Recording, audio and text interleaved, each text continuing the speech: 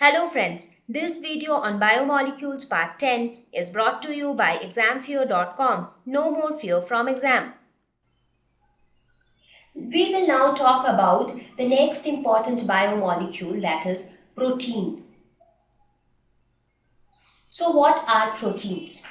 A very common question. Now, proteins are extremely important. You talk about anything inside a living organism and everywhere you see proteins. So proteins have a huge diversity of its functions.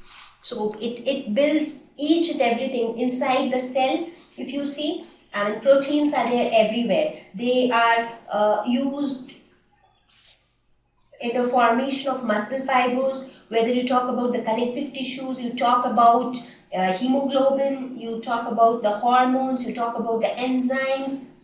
So in everything there is protein. So proteins are extremely important to understand. So throughout the human body, everywhere you see proteins. In fact, it is also advisable always to eat as much proteins as you can. For example, the groundnuts, milk, egg, fish, all these things are very rich source of proteins. So it is always advisable to include proteins in your diet because proteins help in your body in so many ways. So just now I gave you so many examples. So it acts as structural material, it helps in transport, in building the immune system, it acts as catalyst. So it has got so many functions to perform. So as much as proteins you have in your body, the better it is.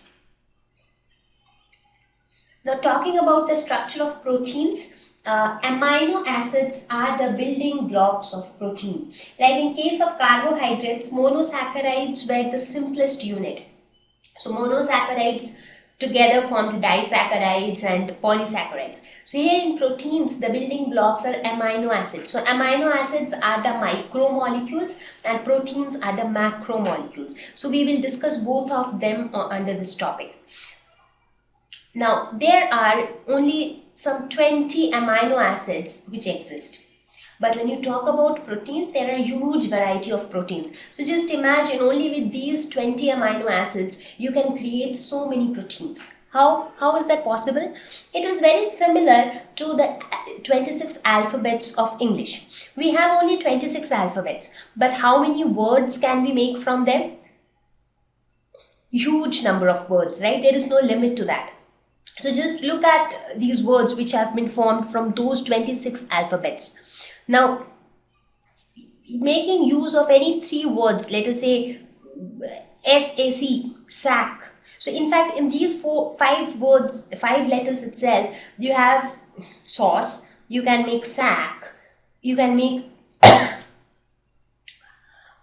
maybe something else as well, you can make it Q. So that means you can make many different words out of those 26 letters of English alphabet. So how are you able to do that? Just by different combinations of the same words. Now, in a very similar way, putting the same amino acids in different sequences, you can make many different proteins. So it is not only the number of amino acids. Let us suppose you build one protein with only 2 amino acids. You build another protein with 5 amino acids. So it is not only the number of amino acids present, it is also the sequence in which the amino acids are present.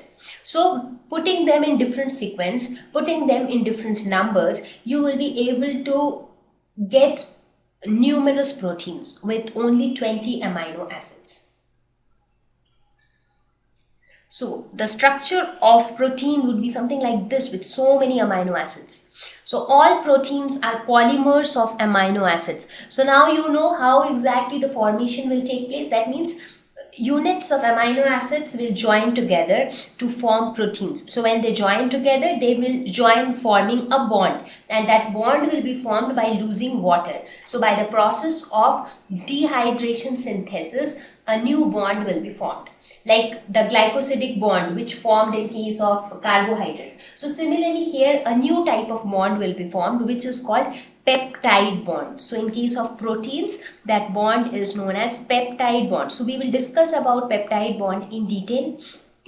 So for now you just understand this, that the structure of proteins are not that simple. It is quite complex, in fact.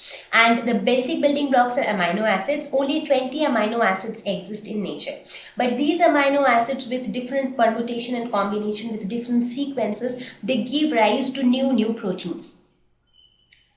So let us first understand the structure of amino acids. Only if we know amino acids, then only we will be able to understand the structure of proteins. So what do you think is amino acid? Just with the name.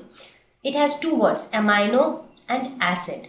So that means it has an amine group. So many people pronounce it as amino acid. Many people pronounce it as amino acid. So the word amino means that it has an amine group. So amino acids contain amino group and a carboxyl group. Acid is nothing but, what is acid? Which is the functional group for acid? It is COH, that is carboxylic acid, the carboxyl group. And amino group is NH2. So a compound with one amino group and a carboxyl group, that is going to be amino acid. As simple as that. So something like this. These are all amino acids. So if you see, this is the amine group and this is the carboxyl group. Again, this is the amine group, this is the carboxyl group. Again, here this is the amine group and this is the carboxyl group. So all these are examples of amino acid. Thank you. Please visit www.examfear.com to watch more videos, attempt free online test, get free study material, find tutors and mentors. Thank you once again.